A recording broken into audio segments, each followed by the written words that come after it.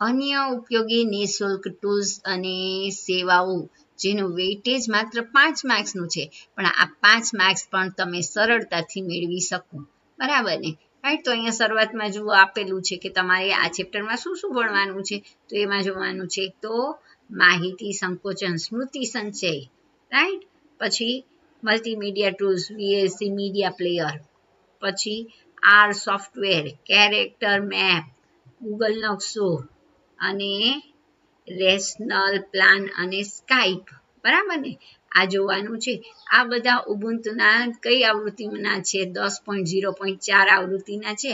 પણ આપણે પાછળથી જોઈશું કે રેશનલ પ્લાન છે એ 10.04 સપોર્ટ કરતું નથી. રાઈટ. તો પહેલો ટોપિક આપણે શરૂ કરીએ, માહિતી સંકોચન, ડેટા કમ્પ્રેશન. હવે આ ડેટા કમ્પ્રેશન એટલે શું? માહિતી સંકોચન એટલે શું? એની જરૂરિયાત શું થાય? સપોઝ મારે એક કમ્પ્યુટરમાંથી બીજા કમ્પ્યુટરમાં માહિતીને ટ્રાન્સફર કરવું છે, માહિતી સેન્ડ કરવી છે. તો સેન્ડ કરવા માટે તમને શેની જરૂર પડે? રાઈટ. નેટવર્કની જરૂર પડે, ઇન્ટરનેટની જરૂર પડે. અને જો આ માહિતી ખૂબ મોટી હોય તો ઇન્ટરનેટ પર એની ઝડપ ઘટી જશે, ટ્રાન્સફર કરવાનો સમય વધી જશે. બરાબર ને? જો ઇન્ટરનેટ છે સારી સ્પીડ ન ધરાવતું હોય તો તમારી માહિતી ત્યાં પહોંચે પણ નહીં. બરાબર ને? ઇન્ટરનેટના જોડાણને આ બધી અસર કરે. તો આપણે જો આપણી માહિતીને એવી ને એવી રાખીએ, પણ એને શું કરી દઈએ? સંકુચિત કરી દઈએ, સંક્ષિપ્ત કરી દઈએ, કમ્પ્રેસ કરી દઈએ કે જેથી આપણી ફાઇલ છે બીજા છેડે સરળતાથી જઈ શકે, ઇન્ટરનેટની ચિંતા કર્યા વગર. તો આવી જે ટેકનિક છે, આવી જે તકનિક છે વૈજ્ઞાનિકોએ વસાવી છે, જેને કહેવાય આર્ચીવ. શું કહીએ છીએ? આર્ચીવ અથવા આર્કાઇવ્સ ફાઇલ. બરાબર ને? જેનો ઉપયોગ આપણી ફાઇલ છે એની જે સાઇઝ છે એ સાઇઝને ઘટાડવાનું કામ કરે છે. સામાન્ય રીતે માહિતી સંકોચન માહિતીના સંકેત લેખન દ્વારા માહિતીના પુનરાવર્તનને ઓળખવા અને આવા પુનરાવર્તનને ઘટાડવા અથવા દૂર કરવાનું કામ કરે છે. તો તમે કહેશો કે આ માહિતી સંકોચન થાય કઈ રીતે? જો માહિતી સંકોચાય છે, સપોઝ કોઈ ઇમ્પોર્ટન્ટ માહિતી છે કાઢી નાખીએ તો માહિતી ચેન્જ થઈ જાય. બરાબર ને? પણ અહીંયા શું કરવામાં આવે કે જ્યારે પણ આપણે માહિતી જોઈએ તો એ માહિતીમાં ઘણા બધા શબ્દો છે રિપીટ થતા હોય, પુનરાવર્તન પામતા હોય. તો આવા પુનરાવર્તન શબ્દો માટે આપણે કોઈ અંક આપી દઈએ, કોઈ અક્ષરનો ઉપયોગ કરીએ, અથવા એને કઈ રીતે ઘટાડી શકાય એવી ટેકનિક યુઝ કરીએ કે જેથી જગ્યાનું સંરક્ષણ થઈ શકે. બરાબર ને? જેમ કે જો અહીંયા એક કવિતા બતાવેલી છે, આપણે નેક્સ્ટ પેજમાં જઈએ. શબ્દોના ઘણા પુનરાવર્તન થાય છે. જો એક પોએમ આપેલી છે, 1 little, 2 little, 3 little Indians, 4 little, 5 little, 6 little Indians. તો જુઓ લિટલ શબ્દ કેટલી બધી વાર આવ્યો, ઇન્ડિયન શબ્દ પાછો આવ્યો, 7 little, 8 little, 9 little Indians. તો આ પોએમ એક્ઝામ્પલ આપેલું છે. બરાબર ને? કે જ્યાં આ બધા શબ્દ લિટલ કેટલી બધી વાર પુનરાવર્તન પામ્યું, ઇન્ડિયન કેટલી વાર. એમાં આ પ્રક્રિયાનો લાભ લેવા માટે દરેક શબ્દને એક અંક અથવા અક્ષર દ્વારા રજૂ કરી શકાય. તો અહીંયા 1 છે એને હું કોઈ અંક દ્વારા રિપ્લેસ કરું, લિટલ છે એને બીજા શબ્દ અથવા અંક દ્વારા રિપ્લેસ કરી શકું. સાંકેતિક લિપિમાં લખાયેલી ફાઇલની શરૂઆતમાં ટેબલની અંદર દરેક અંક અથવા અક્ષર કયા શબ્દને રજૂ કરે છે તે માહિતી દર્શાવવામાં આવે છે. તો પહેલા શું કરવાનું કે હું 1 માટે શેનો ઉપયોગ કરવાની છું, લિટલ માટે શેનો ઉપયોગ કરવાની છું, એ આખું કોષ્ટકમાં દર્શાવવાનું હોય છે. આ માહિતી ફાઇલને તેના મૂળ સ્વરૂપમાં ફેરવવા માટે આપણને જરૂરી પડશે. બરાબર ને? પાછું મૂળ સ્વરૂપમાં જોઈતું હોય એ માહિતી જરૂર પડશે. ત્યાર પછી એક શબ્દ માટે એક અંક અથવા અક્ષરનો ઉપયોગ કરવામાં આવે છે. આ રીતે લાંબા શબ્દો ફક્ત એક વખત અને ત્યાર પછી તે શબ્દોને એક અક્ષર વડે દર્શાવવામાં આવે છે. તો જે લાંબા શબ્દો છે માત્ર એકવાર આવશે અને પછી એની જગ્યાએ જે આપણે અંક અથવા અક્ષર નક્કી કર્યો છે એ દર્શાવવાનો. અહીં ટેબલની શરૂઆત, તો જો ટેબલની શરૂઆત આ લાસ્ટ યર બોર્ડમાં પૂછાયેલો પ્રશ્ન કે માહિતી સંકોચનના ટેબલમાં શરૂઆતમાં કઈ નિશાની આવે? કેરેટની, અને અંતમાં ડોલરની નિશાનીનો ઉપયોગ થાય છે. રાઈટ. તો સાંકેતિક લિપિમાં આ કવિતા જોઈ લે કઈ રીતે લખાય છે. બરાબર ને? તો જુઓ અહીંયા આપણે આ એકચ્યુઅલ કન્ટેન્ટને આ રીતે દર્શાવ્યું કે પેલા ટેબલ આપ્યું કે 1 માટે આપણે કયો અંક યુઝ કરીએ 0. લિટલ લખવો શબ્દ છે એને 1 દ્વારા, TWO શબ્દ છે એને 2 દ્વારા, 3 શબ્દ છે એને 3 દ્વારા, ઇન્ડિયન શબ્દ માટે આપણે 4 અંકનો ઉપયોગ કર્યો, 4 શબ્દ માટે આપણે 5 ઉપયોગ કર્યો, 5 શબ્દ માટે 6 અંકનો ઉપયોગ કર્યો, 7 માટે 8, 8 માટે 9 અને 9 માટે A, 10 તો B, ઇન્ડિયન તો પેલું હતું ઇન્ડિયન્સ, હા ને, ઇન્ડિયન્સ એટલે 4 અને C એટલે ઇન્ડિયન, બોયઝ, બોયઝ માટે D અને બોય માટે E. અહીંયા જો કેરેટની નિશાનીથી શરૂ થયું છે, અહીંયા કેરેટની નિશાની છે, હા, 0ની આગળ જુઓ છે ને, શરૂઆતમાં કેરેટની નિશાની અને અંત ડોલરની નિશાની. અહીંયા જુઓ ડોલરની, જો મેં તમને માર્ક કરીને બતાવું, હા ને, આ છે કેરેટ અહીંયા, ઓકે, અને અહીંયા જુઓ ડોલરની નિશાની છે ને, સોરી,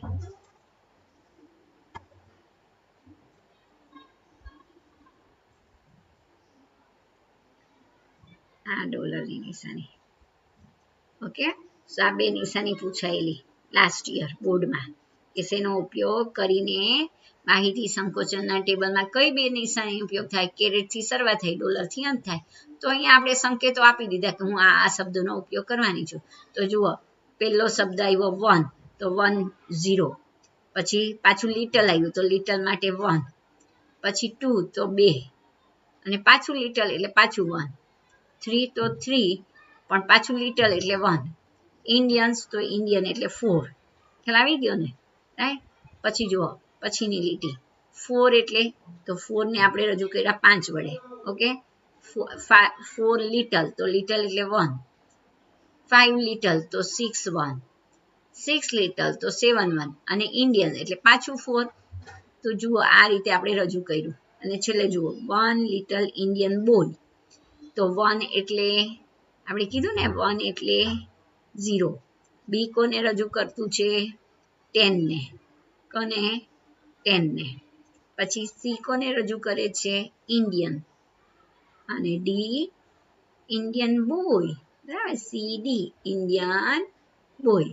ખ્યાલ આવી ગયો. આ એન્કોડેડ ટેક્સ્ટ છે. તો અહીંયા મૂળ ફાઇલ છે એની સાઇઝ હતી 324, જે ઘટીને કેટલી થઈ ગઈ 226. જુઓ આટલામાં જ આપણી આખી પોએમ આવી ગઈ. અને આને આપણે પાછું રૂપાંતરિત કરવું હોય તો આપણને આ કામ લાગશે પાછું. આપણે આગળ કીધું ને કે અહીંયા 1 એટલે શું, તો કે અહીંયા 1 એટલે લિટલ, 4 એટલે શું, 4 એટલે ઇન્ડિયન. તો પાછું આપણે ડીકોડ કરવા માટે એ કામ લાગશે. ખ્યાલ આવી ગયો. તો હવે અહીંયા તો આપણે આ રીતે મેન્યુઅલ અલ્ગોરિધમ યુઝ કર્યો, પણ કમ્પ્યુટરની અંદર તો આવા અલ્ગોરિધમ હોય જ છે, નિઃશુલ્ક ઓપન સોર્સ સોફ્ટવેર હોય, રાઈટ, કે જેને આપણે અહીંયા કહીએ છીએ આર્ચિવ મેનેજર. શું કહેવાય એને? Archive manager.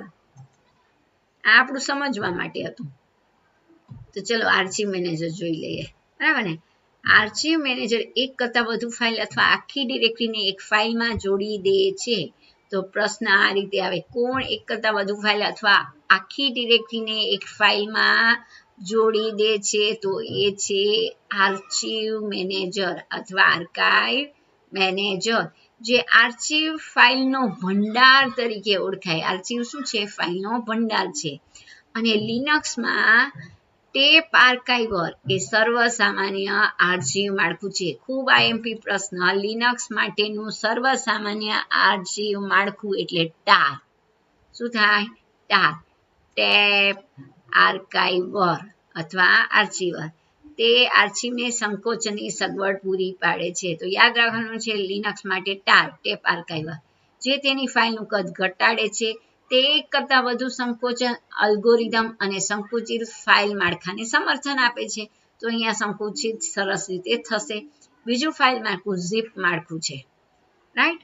ઝીપ આપણા વિન્ડોઝ માટે, ટાર છે લિનક્સ માટે છે, અને વિન્ડોઝ હોય તો ઝીપ માળખું ઓળખાય.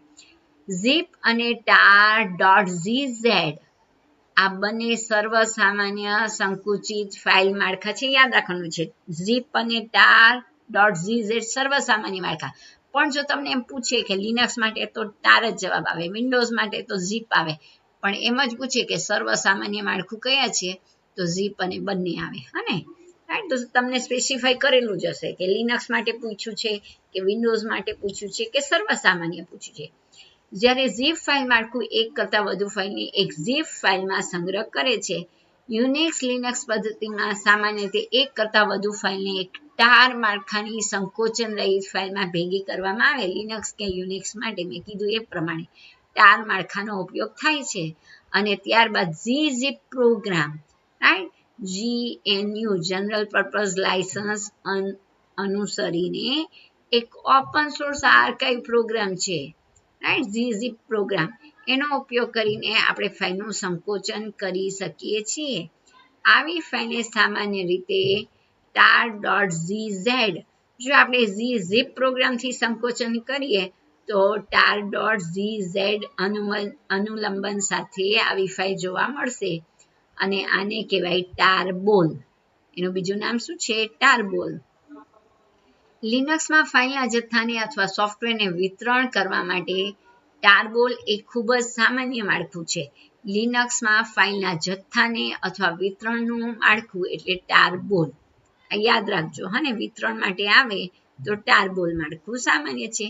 ઝીપ માળખું જુદા જુદા નામ હેઠળ જુદા જુદા વિનિયોગ માટે ઉપયોગમાં આવે. ઝીપ માળખું કોના માટે હોય? જેમ કે જાવા માટે ઝાર, JAR, જાવા આર્કાઇવર. ઓફિસ માટે openoffice.org. ખ્યાલ આવી ગયો? તો અહીંયા શું યાદ રાખવાનું? શું રાખશો? આર્કાઇવ મેનેજરમાં યાદ લિનક્સ માટેનું ટાર, રાઈટ, જે gzip નો ઉપયોગ કરીને બને તો એનું એક્સટેન્શન હોય tar.gz. અને આ સામાન્ય માળખું ભેગા થઈને બનાવે ટારબોલ નામની સુવિધા. ઝીપ અને tar.gz બંને સામાન્ય માળખા છે. આ ઉપરાંત ઝાર એટલે જાવા માટેની આર્કાઇવ મેનેજર અને openoffice.org એ ઓફિસ માટેનું ફાઇલ માળખું ઝીપ માળખું છે. તો અહીંયા જુઓ, આ આર્કાઇવ મેનેજર છે. જુઓ, આપણું જેમ ફાઇલ મેનેજર હોય ને એના જેવું જ છે કે કઈ ફાઇલ છે, કયા ફોલ્ડરમાં છે, એની સાઇઝ કેટલી છે અને કઈ તારીખના મોડિફાઈડ થયેલી, તે બધું અહીંયા જોવા મળે છે. તો આર્કાઇવ મેનેજર અથવા આર્ચિવ મેનેજરનો ઉપયોગ જો આપણે બતાવે છે તમે કઈ રીતે ખોલી શકો છો, બરાબર ને, રાઈટ. તો તમે શું કરી શકો છો? રાઈટ ક્લિક કરીને એને જે તે ફાઇલ પર રાઈટ ક્લિક કરીને કમ્પ્રેસ કરી શકો. ઓકે, કોઈ ફાઇલને દૂર કરવી છે તો સિલેક્ટ કરીને દૂર કરશો. અને આ આર્ચિવ મેનેજર તમારે જોઈતું હોય લિનક્સની અંદર તો એપ્લિકેશન મેનુના પેટા મેનુ એસેસરીઝમાંથી ઉમેરી શકશો. આર્ચિવ મેનેજર ક્યારે ખુલે? એમ ખુલે નહીં. ફાઇલ બ્રાઉઝરમાં કોઈ આર્કાઇવ ફાઇલ હોય ને તો જ ખુલે. એમ આર્ચિવ મેનેજર ખુલશે નહીં. ફાઇલ બ્રાઉઝરમાં કોઈ આર્ચિવ ફાઇલ છે ને તમે ડબલ ક્લિક કરો તો એ ખુલી જ જશે. શું ખુલશે? Archive manager. પણ જો તમારે આર્ચિવ મેનેજર ખોલવા માટે જોઈએ છે એનો પથ, તો એપ્લિકેશનની અંદર એસેસરીઝમાં તમે આર્ચિવ મેનેજર ઉમેરી શકો છો, બરાબર ને. અને એના માટે ઉબુન્ટુના રાઈટ ક્લિક કરો. ઉબુન્ટુ પર ડાબા ખૂણામાં શું કરશો? Right click. એડિટ મેનુમાં ડાયલોગ બોક્સમાં એસેસરીઝ પર ક્લિક કરી આર્ચિવ મેનેજર માટેના ચેકબોક્સ પસંદ કરી ડાયલોગ બોક્સ બંધ કરો, બરાબર ને, રાઈટ. જો તમારી પાસે લિનક્સ હોય અને એની અંદર આર્ચિવ મેનેજર નથી ને તમારે ઉમેરવું છે તો એપ્લિકેશનની અંદર એસેસરીઝમાં ઉમેરી શકો છો. કઈ રીતે? તો ઉપરની સાઈડ ડાબી બાજુ ઉબુન્ટુ આઇકોન પર ક્લિક કરવાનું, રાઈટ ક્લિક કરો અને એમાં એડિટ મેનુ પર ક્લિક કરશો અને એમાં એસેસરીઝ ડાયલોગ બોક્સમાં આર્ચિવ મેનેજ પર ક્લિક કરી દેવાનું, ચેકબોક્સ પસંદ કરી દેવાનું, એટલે આવી જશે. હા ને, રાઈટ. હવે આર્ચિવ મેનેજર હોય તમે શું કરી શકો? અપ કરી શકો, બેક કરી શકો, ફોરવર્ડ કરી શકો, જેમ આપણે બ્રાઉઝરમાં કરીએ છીએ. હોમ પર જઈએ છીએ, બેક કરીએ છીએ, બરાબર ને. આ બધા અથવા કીબોર્ડના શોર્ટકટ્સ પણ તમે ઉપયોગમાં લઈ શકો છો. હવે જોઈએ VLC, રાઈટ. VLC શું છે? તો કે મલ્ટીમીડિયા, ઓડિયો, વિડીયો વગેરે વગેરે માટેના ટૂલ પણ છે. આ ઓપન સોર્સ ટૂલ છે VLC, જેનું નામ છે વિડીયો લેન ક્લાયન્ટ. શું થાય? Video LAN client. આ કેવું છે? સાર્વત્રિક અને લાક્ષણિકતા એ કેવું છે? સાર્વત્રિકતા ધરાવે છે, બરાબર ને? રાઈટ. પેરિસમાં વિશ્વવિદ્યાલયના સંગીત પ્રિય વિદ્યાર્થીએ આ લોકોએ પ્રોજેક્ટ બનાવેલો, જેના ભાગરૂપે આ આપણને મળેલું છે વિડીયો લેન ક્લાયન્ટ, બરાબર ને? ઓડિયો વિડીયો સ્ટ્રીમ પર એમાં પ્લગઇન્સ ફીચર આવેલા છે કે જેથી કરીને તમે અહીંયા સાઉન્ડ એન્ડ વિડીયો વગાડી શકો છો. આ ઉપરાંત તેમાં એક સગવડ છે કોડેક, કોડર એને ડીકોડર, રાઈટ, જેની મદદથી તમે મલ્ટીમીડિયાનો કોઈ પણ સ્પીકર છે, માઇક્રોફોન છે, હેડફોન છે, બધાને સમર્થન આપે છે. વેબ કેમેરા, એચડી મોનિટર, કોના કારણે? કોડર અને ડીકોડરના કારણે. હવે જો તમારે ખોલવું છે તો એપ્લિકેશન્સની અંદર સાઉન્ડ એન્ડ વિડીયોમાં યાદ રાખવાનું છે. બીએસસી ક્યાંથી ઓપન કરશો? એપ્લિકેશનની અંદર સાઉન્ડ એન્ડ વિડીયોમાં. તમારે કોઈ ફાઇલ ખોલવી છે તો મીડિયામાં ઓપન ફાઇલ, કોઈ ડિરેક્ટરી ખોલવી છે તો મીડિયામાં ઓપન ડિરેક્ટરી. ખ્યાલ આવી ગયો? આ ઉપરાંત અહીંયા ટ્રેક ઉપર પ્રોગ્રેસ ઉપર તમે ક્લિક કરો, પ્રોગ્રેસ બાર અવેલેબલ છે. તમે જ્યારે પ્લે કરશો કોઈ ફાઇલને તો નીચે એક પ્રોગ્રેસ બાર એટલે કે પ્રગતિ બાર અવેલેબલ છે, જેની મદદથી તમે એને ફોરવર્ડ બેકવર્ડ કરી શકશો, બરાબર? રાઈટ. પછી જુઓ, તમારે સેવ કરવું છે તો મીડિયામાં સેવ પ્લેલિસ્ટ ટુ ફાઇલ, સેવ પ્લેલિસ્ટ ટુ ફાઇલ વિકલ્પ દ્વારા સેવ કરી શકો છો, રાઈટ. અને જો કોઈ પ્લેલિસ્ટ વગાડવું છે તો વ્યૂ મેનુનો ઉપયોગ થશે, વ્યૂ પ્લેલિસ્ટ. આ પ્રશ્ન દર વખતે પૂછાતો હોય છે, વ્યૂ પ્લેલિસ્ટ શેના માટે ઉપયોગી છે? પ્લેલિસ્ટને ખોલી શકીએ છીએ. શેના માટે? પ્લેલિસ્ટને ખોલવા માટે, વ્યૂ પ્લેલિસ્ટ, રાઈટ. એમાં પોઝ બટન છે, આ બટન તમને ખબર જ છે, પ્લે બટન છે. પછી મીડિયામાં કન્વર્ટ એન્ડ સેવ, તમારે કોઈ એક માળખામાંથી બીજા માળખામાં પરિવર્તન કરવું છે તો મીડિયા મેનુની અંદર કન્વર્ટ ઓર સેવ વિકલ્પ છે. ખ્યાલ આવી ગયો? રાઈટ. હવે જોઈએ ગૂગલ મેપ, ગૂગલ નકશો કોના દ્વારા બનાવેલો? ગૂગલ ઇન્કોર્પોરેશન દ્વારા, રાઈટ. એકદમ મફતમાં અવેલેબલ છે ગૂગલ ઇન્કોર્પોરેશન દ્વારા, અને એની સાઇટ છે www.google.co.in, અથવા તો સીધું મેપ્સ ખોલી શકો, maps.google.co.in, અથવા એપ્લિકેશન દ્વારા પણ તમે ખોલી શકશો. અહીંયા જીપીએસ ટેકનિકનો ઉપયોગ કરવામાં આવે છે અને તમને ડેસ્ટિનેશન સુધી પહોંચાડવામાં આવે છે. કોઈની શોધ કરવી છે અને જીપીએસનું ફૂલ ફોર્મ થાય ગ્લોબલ પોઝિશનિંગ સિસ્ટમ. અહીંયા છે ગૂગલ નકશો આપણને જુદા જુદા સ્વરૂપે માહિતી આપે. એમાં પહેલું છે બે સ્વરૂપ, એક સામાન્ય દેખાવ એટલે નકશો એટલે કે મેપ વ્યૂ છે, એના બે વ્યૂ છે, એક મેપ વ્યૂ અને બીજું સેટેલાઇટ વ્યૂ, ઉપગ્રહ વ્યૂ. એમાં સર્વસામાન્ય દેખાવ એટલે મેપ વ્યૂ, નકશો છે. આ પ્રશ્ન પણ વારંવાર પૂછાતો હોય છે. એ ગૂગલ નકશો છે એનો સામાન્ય વ્યૂ કયો છે? મેપ વ્યૂ, નકશો. અને બીજો વ્યૂ કયો છે? Satellite view. જીપીએસની મદદથી શું કરી શકાય? ચોક્કસ જગ્યા શોધી શકાય, ચોક્કસ વાહન વિસ્તાર શોધી શકાય, રેસ્ટોરન્ટ શોધી શકાય, હોસ્પિટલ, ઇમરજન્સી સર્વિસીસ, આ બધું સરળતાથી શોધી શકાય જે તમે ઉપયોગમાં લ્યો જ છો, રાઈટ. જો અહીંયા આપેલું છે નકશાઓ, આ સેટેલાઇટ પોઈન્ટ ઉપરથી લીધેલી તસવીર છે, રાઈટ. તો નજીકમાં તમને એટીએમ જોવું છે, બેંકમાં જવું છે, ભોજનાલય, બસ સ્ટોપ, એ બધું તમને અહીંયા બતાવે છે. આ મેપ વ્યૂ છે, જો આ મેપિંગ છે, ઓકે. ચલો હવે અક્ષર નકશો, કેરેક્ટર મેપ.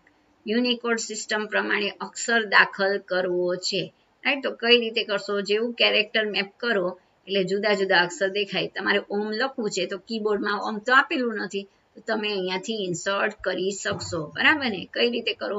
જે તે અક્ષરને કોપી કરો અને પછી જે જગ્યાએ જોઈતું હોય ત્યાં પેસ્ટ કરો, રાઈટ. નેક્સ્ટ છે આર સોફ્ટવેર. આર સોફ્ટવેર છે એક આંકડાકીય ગણતરી માટેનું નિઃશુલ્ક સોફ્ટવેર છે. આર સોફ્ટવેર કેવું છે? આંકડાકીય ગણતરી માટેનું નિઃશુલ્ક સોફ્ટવેર છે. તેના માટેનું યાદ રાખવાનું છે, R એક આંકડાકીય ગણતરી માટેનું નિઃશુલ્ક સોફ્ટવેર છે. તે એક GNU યોજના છે. તેનો આંકડાકીય વિશ્લેષણ માટે બહોળા પ્રમાણમાં ઉપયોગ થાય છે અને તેની પોતાની સ્ક્રિપ્ટિંગ ભાષા છે જે કેસ સેન્સિટિવ છે. આ કોના જેવું છે, તમે 11મા ધોરણમાં ભણેલું શેલ સ્ક્રિપ્ટિંગ, બરાબર ને, રાઈટ. આ R સોફ્ટવેર છે બંને માટે ઉપયોગમાં આવે. એક કમાન્ડ લાઈન ઉપર અને બીજું GUI એટલે ગ્રાફિકલ યુઝર પ્રદેશ ઉપર પણ કામ કરે. ગ્રાફિકલ યુઝર ઇન્ટરફેસ પણ કામ આવી શકે છે, બરાબર ને, રાઈટ. ઓકે, તો અહીંયા આપણે R ને કઈ રીતે લખવું તે જોઈએ, બરાબર ને. જો કમાન્ડ પ્રોમ્પ્ટ પર એટલે CLI કમાન્ડ લાઈન ઇન્ટરફેસ પર કામ કરતા હોઈએ તો R લખવાનું, ટર્મિનલ ખોલવાનું, Ctrl+Alt+T 11માં જોયેલું જ છે. શું લખશો, એના પર R લખશો એટલે R પ્રોમ્પ્ટ ખુલી જાય છે. જો આવું આવે, કરેલું છે, યાદ છે કે નહીં, ભૂલી ગયા? હા, હવે લિનક્સની શેલની જેમ જ અહીંયા R કોમેન્ટની નિશાની હેશ છે, આ યાદ રાખવાનું છે. R માં કોમેન્ટ કઈ નિશાનીનો ઉપયોગ થાય? કોમેન્ટ માટે હેશ નિશાનીનો. લેટેક્સમાં % નિશાની અને જાવામાં યાદ કરો ડબલ સ્લેશ, સ્લેશ સ્ટાર અને સ્લેશ ડબલ સ્ટાર. આ યાદ આવી જવું જોઈએ બધું જ એક સાથે, બરાબર ને, નો કન્ફ્યુઝન. ઓકે, % શેમાં આવે? લેટેક્સમાં. R માટે હેશ અને જાવા માટે ડબલ સ્લેશ, સ્લેશ સ્ટાર અને સ્લેશ ડબલ સ્ટાર. ત્રણેય એક લીટી કમેન્ટ, બહુ લીટી કમેન્ટ અને દસ્તાવેજીકરણ માટેની કમેન્ટ.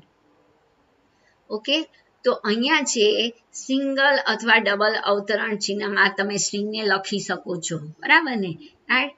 યાદી બનાવી શકો છો, લિસ્ટ બનાવી શકો છો અને પ્રક્રિયકો પ્લસ, માઇનસ, મલ્ટિપ્લિકેશન, ડિવિઝન આ બધાનો ઉપયોગ કરી શકો છો, બરાબર ને. અને જનરલી આ દ્વિઅંકી પ્રક્રિયકના બંને સમકાર્ય યાદી હોય ત્યારે તેની લંબાઈ સરખી હોવી જોઈએ, બરાબર ને. ધારો કે મારે 2 અંકોનો સરવાળો કરવો છે તો લંબાઈ સરખી હોવી જોઈએ, બંને ઇન્ટીજર ના હોવા જોઈએ યા તો બંને ફ્લોટ હોવા જોઈએ. હવે જો એક્ઝામ્પલ જોઈ લે, આ પૂછે તો અહીંયા A પછી આવી રીતે એરો દર્શાવે છે 10 છે, આનો મિનિંગ A = 10. એની કિંમત શું આપી આપણે? 10 આપી અને પછી એને પ્રદર્શિત કર્યું એટલે આપણને જવાબ મળ્યો 10. પછી B ની કિંમત આપી 20, રાઈટ. હવે આપણે શું પ્રદર્શિત કર્યું? A × B, તો એ શું હતું? 10 અને B શું છે? 20. આ ઇક્વલ ટુ ની નિશાની સમજવું કે આપણે આ શું કહીએ છીએ કે A ને 10 અસાઇન કરો, B ને 20 અસાઇન કરો, રાઈટ. અને પછી આપણે પરિણામ શું બતાવીએ છીએ? A × B એટલે કે 10 × 20. ખ્યાલ આવી ગયો? અને okay, so A × B means 10 × 20 એટલે આપણને જવાબ મળ્યો 200.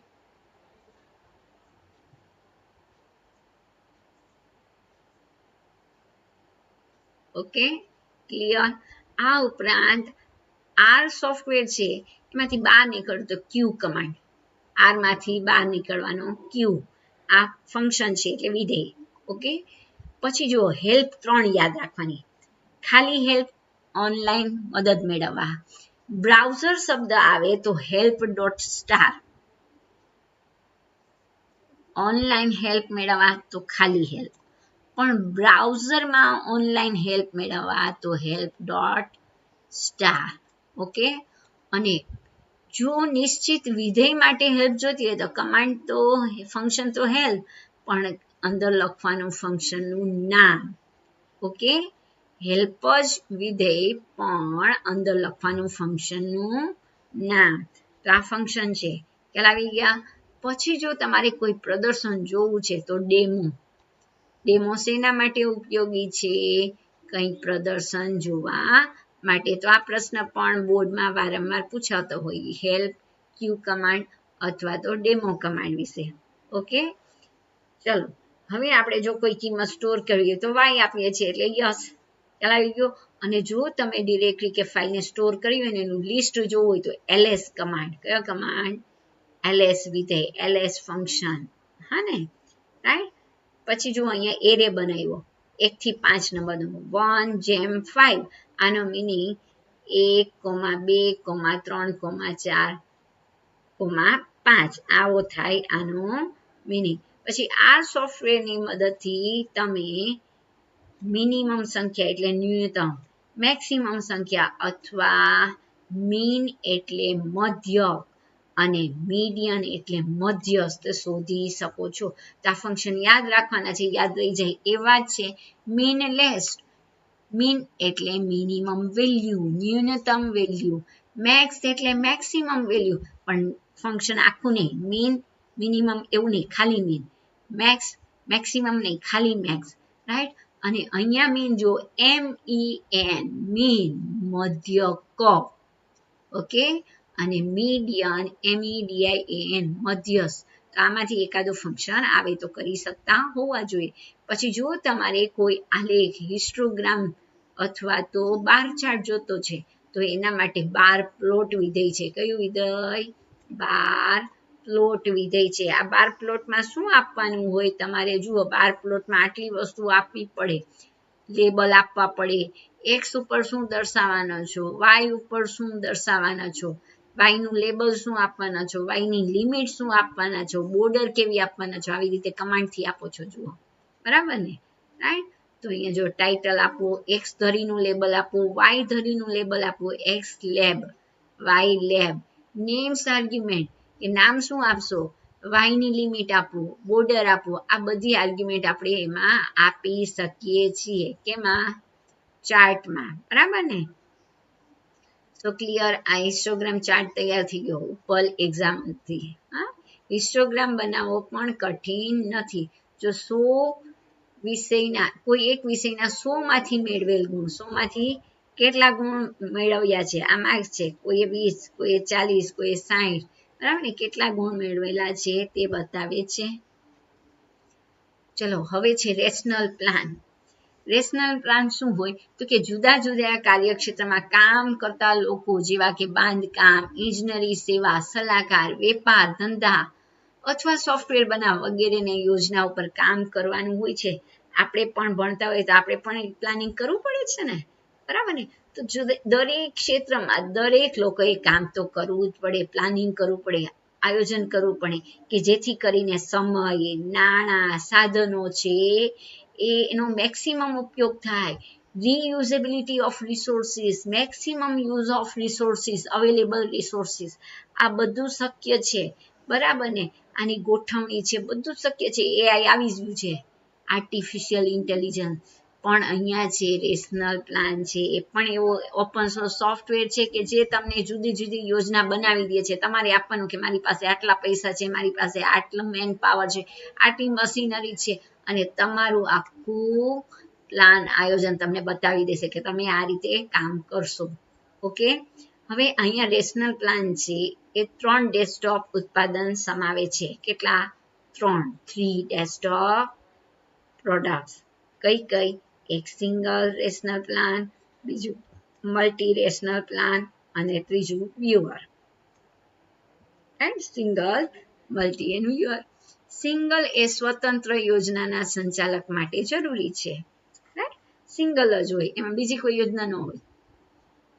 પણ બહુ બધી યોજના હોય, રાઈટ, કે જેમાં એક યોજના બીજી યોજના પર આધારિત હોય, ત્યારે આપણને રેશનલ પ્લાન મલ્ટી કામ લાગે, કે જેમાં એક કંપનીના સાધનો જુદી જુદી યોજનામાં વેચાયેલા હોય.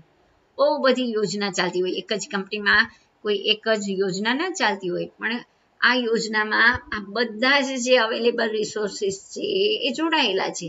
તો એને કહેવાય મલ્ટી રેશનલ પ્લાન, બરાબર ને, રાઈટ. પછી જુઓ, નેક્સ્ટ આપણે વ્યુઅર જોઈ લઈએ, હને, રાઈટ. એમાં આપણે આમાં શું કરી શકીએ? તો કાર્યનું જોડાણ જોઈ શકીએ, યોજનાની માહિતી મેળવી શકીએ, એનું વિશ્લેષણ કરી શકીએ, એનો પોર્ટફોલિયો બનાવી શકાય. આ બધું જ આમાં તૈયાર થશે મલ્ટીમાં. રેશનલ પ્લાન વ્યુઅર એક વધારાનું ટૂલ છે જે મૂળ ફાઇલના માળખા .xrp માં રહેલ યોજનાને વહેંચવા માટે બનાવે છે. શેના માટે? ફાઇલના માળખા .xrp. રેશનલ પ્લાનનું માળખું કયું હોય? .xrp. અને જે વ્યુઅર છે એ યોજનાને વહેંચવા માટે બનાવવામાં આવેલું છે, શેર કરવા માટે. માઇક્રોસોફ્ટ યોજનાની ફાઇલ ખોલવા માટે પણ થાય છે, બરાબર ને, રાઈટ. આ ખૂબ જ ઉપયોગી છે. હવે અહીંયા કીધું છે ઉબુન્ટુ 10.0.04, માં આ પ્લાન આવતું નથી, બરાબર ને? પણ ઉબુન્ટુમાં 12.04 લ્યો ને, ઉબુન્ટુ 12.04 નું જો તમારે આવૃત્તિ હશે ને તો એમાં તમને રેશનલ પ્લાન ઉપયોગ તમે કરી શકશો, બાકી કરી શકશો નહીં. અને છેલ્લું last but not least, Skype, right? હવે આપણને બધાને ખબર, અમુક સંદેશા માટેની મેસેન્જર તરીકે કોણ કામ લાગે? યાહુ મેસેન્જર, ગૂગલ ટોક, રેડિફ બોલ શેના માટે ઉપયોગી છે? મેસેજ ચેટિંગ માટે, ગપસપ માટે ઉપયોગમાં લઈએ છીએ. પણ તેમાં લખાણ, દ્રશ્ય અને શ્રાવ્ય માહિતીનો પણ ઉપયોગ કરી શકીએ છીએ. એવું નહીં કે ખાલી મેસેજ કરીએ છીએ, દ્રશ્ય, શ્રાવ્ય, વિડીયો કોન્ફરન્સિંગ પણ કરી શકાય. હવે તો આપણે બધા વિડીયો કોલનો ઉપયોગ કરીએ છીએ એટલે સર્વસામાન્ય છે, પણ ત્યારે જ્યારે નવું નવું હતું ત્યારે લેપટોપમાં ઇનબિલ્ટ આવતું સ્કાઈપ પ્રોગ્રામ. સ્કાઈપ પણ એવો જ પ્રોગ્રામ છે જે લખાણ, દ્રશ્ય અને શ્રાવ્ય માહિતીનો ઉપયોગ કરી શકાય. સ્કાઈપ ઉપયોગકર્તાને અવાજ, લખાણ, વિડીયોનો ઉપયોગ કરીને બીજા સાથે સંપર્ક કરવાની પરવાનગી આપે છે. આપણે આપણા ટેલિફોન નેટવર્કમાં ફોન કરવા માટે પણ સ્કાઈપનો ઉપયોગ કરીએ. વિદેશમાં તમારા ફ્રેન્ડ્સ રહેતા હોય તો તમે એના સ્કાઈપની મદદથી એની સાથે વાતચીત કરી શકો. ટેલિફોન અથવા મોબાઈલ ફોન ઉપર કરેલા ફોનનો ખર્ચ ઉપયોગકર્તાના ખાતામાં ઉધાર થાય છે અને સ્કાઈપમાં કરેલ ફોન કોલ નિઃશુલ્ક હોય છે. તે ફાઇલને એક જગ્યાએથી બીજી જગ્યાએ ફેરવવાની તેમજ વિડીયો કોન્ફરન્સની વધારાની સગવડ પણ આપે છે. અહીંયા આપણું બધું કોલ છે નિઃશુલ્ક થતું હોય છે. સ્કાઈપ સોફ્ટવેર નિઃશુલ્ક ડાઉનલોડ પણ કરી શકાય છે, બરાબર ને? તેનો સોર્સ કોડ માલિકીનો છે, પણ કોઈ પણ પ્રકારના સુધારા વધારા કરી શકાય નહીં. તો અવાજનું ઇનપુટ અને આઉટપુટ કાર્યરત હોવું જોઈએ. એની માટે જરૂરી શું છે? આપણી પાસે સ્પીકરો બરાબર હોવું જોઈએ, બરાબર? સાઉન્ડ, ઓડિયો, વિડીયો બધું બરાબર હોવું જોઈએ આપણા ફોનમાં અથવા કમ્પ્યુટરમાં. આધુનિક કમ્પ્યુટરમાં આ સગવડ હોય જ છે, લેપટોપમાં તો અંદર જ આપેલ હોય છે. જ્યારે ડેસ્કટોપ કમ્પ્યુટરમાં આપણે હેડફોન, સ્પીકર, વેબ કેમેરા બહારથી જોડવા પડે છે. આપણે સ્કાઈપને આ સોફ્ટવેર કેન્દ્રમાંથી પ્રસ્થાપિત કરી શકીએ છીએ, રાઈટ? ક્યાંથી મેળવી શકાય સ્કાઈપને? સોફ્ટવેર કેન્દ્રમાંથી, એટલે પ્લે સ્ટોરમાંથી. સ્કાઈપ શરૂ કરવા માટે એપ્લિકેશનની અંદર, ઇન્ટરનેટની અંદર સ્કાઈપ નામનો પ્રોગ્રામ કરો, બરાબર ને? એક વિન્ડો ખુલે, એમાં શું કરશો? તેનું લખાણ વાંચી આઈ એગ્રી બટન પર ક્લિક કરો એટલે આ વિન્ડો ખુલે છે. એમાં સ્કાઈપ નામ, પાસવર્ડ આપવાનો, ઉપયોગકર્તાનું નામ અને પાસવર્ડ આપીને don't have a Skype name yet એવું કરી બધી વિગત આપી દેવાની અને પછી સાઇન ઇન કરવાનું. સાઇન ઇન બટન પર ક્લિક કરીને તમે સ્કાઈપનો ઉપયોગ કરી શકશો. તો અહીંયા સ્કાઈપ કેમાં અવેલેબલ છે? એપ્લિકેશનની અંદર, ઇન્ટરનેટની અંદર. ઓકે, સો આ પ્રશ્ન આવી શકે, સ્કાઈપને ખોલવા માટે શેનો ઉપયોગ કરશો? કયા મેનુ વિકલ્પનો? એપ્લિકેશનની અંદર, ઇન્ટરનેટ. તમને પૂછાય VLCનો ખોલવા માટે તો એપ્લિકેશનની અંદર, સાઉન્ડ એન્ડ વિડીયોમાંથી. બરાબર? તમને પૂછાય કમ્પોઝર તો એપ્લિકેશનની અંદર, પ્રોગ્રામિંગમાંથી. ખ્યાલ આવી ગયો? So clear? 13મું ચેપ્ટર 5 માર્ક્સ, ફૂલ માર્ક્સ આવવા જોઈએ. આ ચેપ્ટરમાં કાંઈ જ નથી, બરાબર ને? યાદ કરીને કરશો એટલે યાદ આવી જશે. કેરેક્ટર મેપ, અક્ષર નકશો, યુનિકોડ અક્ષર દાખલ કરવા માટે કેરેક્ટર મેપ અથવા અક્ષર નકશાનો ઉપયોગ થાય. સ્કાઈપ, વિડીયો કોન્ફરન્સ, દ્રશ્ય શ્રાવ્ય ફાઇલ માટે. રેશનલ પ્લાન, તો રેશનલ પ્લાનમાં મલ્ટી, સિંગલ, વિવિધ યોજનાઓ માટે વ્યુઅર, રાઈટ? XRP, .xrp યાદ રાખવાનું.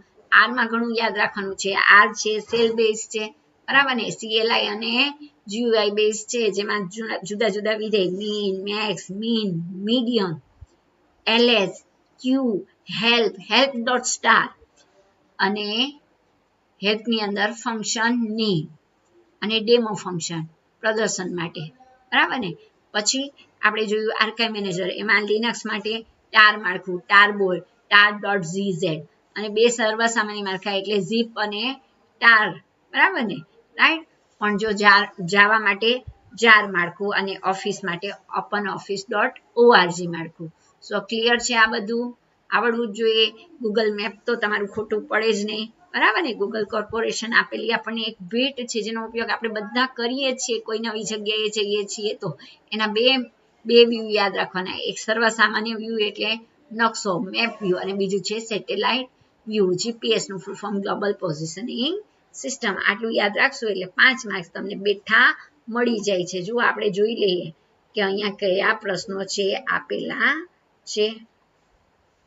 તો ચલો પહેલું પ્રશ્ન છે, નીચેનામાંથી કઈ ફાઇલ તેમાં રહેલ આખા ડિરેક્ટરી માળખાનો ઉલ્લેખ કરે છે. આખા ડિરેક્ટરી માળખાનો ઉલ્લેખ કરે આર્કાઇવ્સ, આર્ચીવ.